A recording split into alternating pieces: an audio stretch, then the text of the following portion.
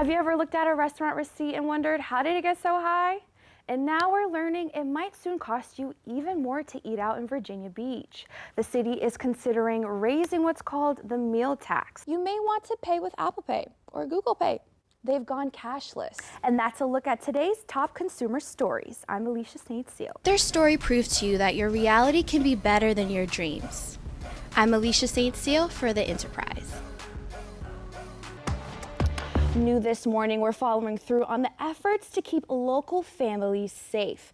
And News 3 reporter Kelsey Jones is looking into a program at Virginia Beach Police Department that launched a year ago. Good morning, I'm Alisha St-Ciel, and I have so much to share with you this morning. Virginia Beach resident Georgia Allen says she heard what happened at Kellingham High School earlier this morning and is disheartened. Last week, News 3 did a FOIA for emails between the school division and school board members about what happened.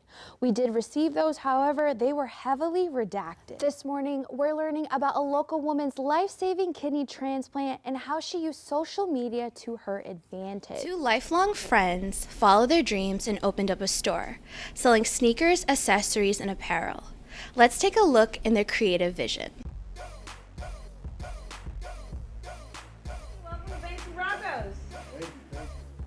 Definitely more than a sneaker store. Definitely a brand. We look at ourselves as more of a brand. So we sell sneakers, but we are a brand. I've always been into sneakers and clothing ever since I was a kid, and I worked for a sneaker store, and I just had the opportunity to open my own. I feel like we're bringing out a whole different taste and pretty much putting a lot of people in the city onto new styles of like wearing anything from hoodies to sweatpants to t-shirts. This morning, we're starting in Virginia Beach, where police need your help finding this missing woman. This is 58-year-old Liza Eghart. Police tell us she was last seen near the Back Bay Wildlife Refuge. Her family says they last heard from her on Tuesday afternoon. We're told she does not have a cell phone with her, and she drives a 2007 Honda Accord with a license plate that says Liza.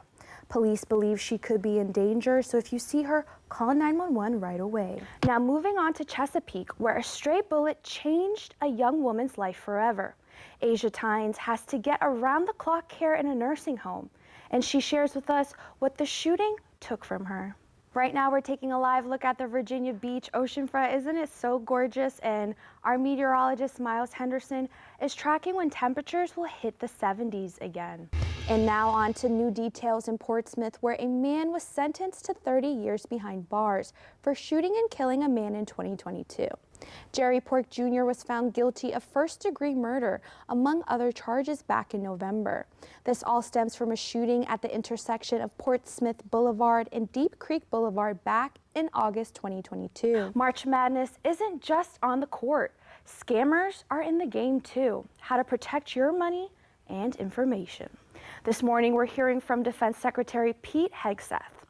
Nobody's texting war plans. There's no units, no location.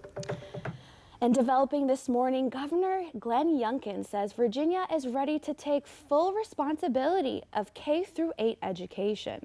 This comes after President Donald Trump ordered the U.S. Department of Education to be dismantled. The President of the United States can declare a major disaster anytime an event surpasses the ability of state and local government to respond. News 3 is watching your money and your information. As Kelsey Jones reports, scammers are targeting fans participating in March Madness sporting bets.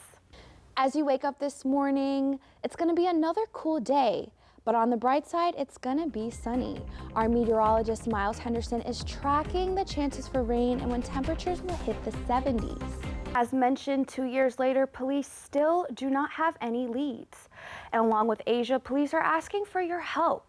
And if you know anything, please call the crime line. It will be anonymous and there is some reward money. But some are letting love lead the way. Here we are with Aaron and Rich, who are celebrating their engagement party on Onset Beach. This is something we've had planned for more than a year. Put a lot of time and effort into it. We've had to make some modifications and cut back this year to a smaller wedding, and next year we'll plan on renewing and do We have a developing story out of Virginia Beach. Police are investigating a business for alleged prostitution. And News 3 reporter Angela Bohan found out it may not be their first time.